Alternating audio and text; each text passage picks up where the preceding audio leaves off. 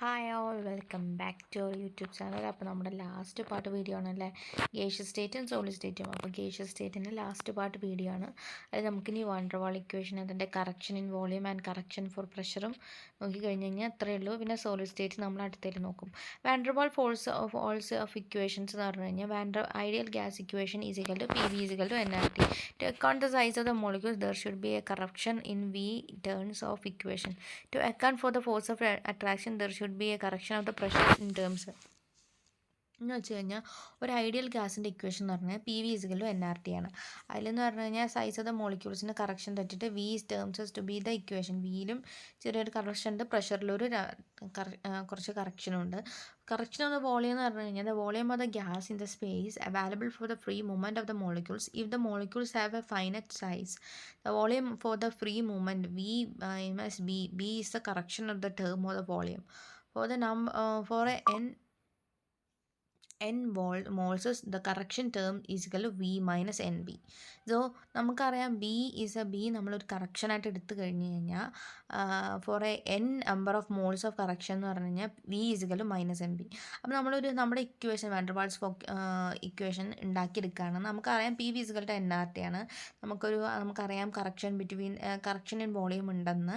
അപ്പോൾ correction of the വോളിയത്തിൻ്റെ കറക്ഷനെ B ആക്കി എടുക്കുകയാണെങ്കിൽ n number of moles of കറക്ഷനെ പറയുന്നതാണ് V മൈനസ് NB എന്ന് പറയുന്നത്. Okay, then correction of the pressure എങ്ങനെ കറക്റ്റ് ചെയ്യാന്ന്. ഇത് there is any force of attraction the molecules of the gas collide with the waters of the container. There is a lesser force to account the reduction in pressure. P is replaced by the P plus A by V square. A by V square ആയിട്ട് replace ചെയ്തിരിക്കുന്നു.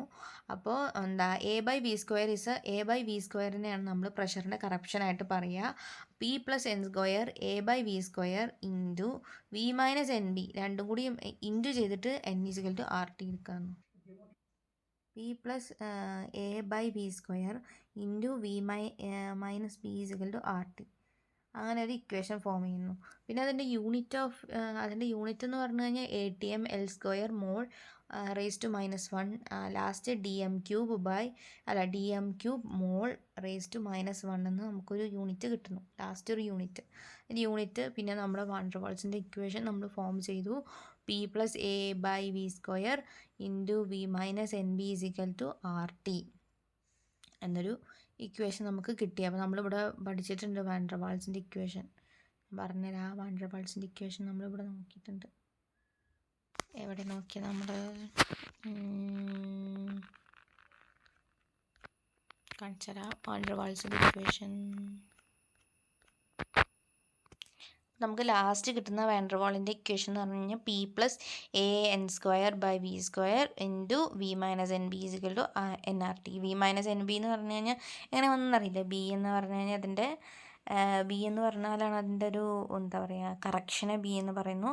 അപ്പോൾ ഇത്ര correction ഉണ്ടാകുന്നു, അപ്പോൾ V minus NB എന്ന് പറയുന്നു. പിന്നെ അതേപോലെ A by V square ആണ് നമ്മുടെ പ്രഷറിൻ്റെ കറക്ഷൻ. അപ്പോൾ അത് എന്നും കൂടി ഇതാക്കി കഴിഞ്ഞാൽ AN square by V square എന്ന് പറയുന്നു. അങ്ങനെ നമുക്ക് ഒരു ഇക്വേഷൻ ഫോം ചെയ്യുന്നു. Ideal gas PV equal to nRT എന്ന് അത് കറക്ഷൻ ഉണ്ടായതിനു ശേഷമാണ് ഇങ്ങനൊരു വാണ്ടർവാൾസ് ഇക്വേഷൻ ഫോം ചെയ്യുന്നത്. അതോടെ നമ്മുടെ ഈ ഒരു പാഠം പഠിക്കൽ കഴിഞ്ഞു. ഇനി നമ്മൾ അടുത്തത് സോളിഡ് സ്റ്റേറ്റിനെ പറ്റിയിട്ട് പറയുന്നതായിരിക്കും. Thank you, have A nice day.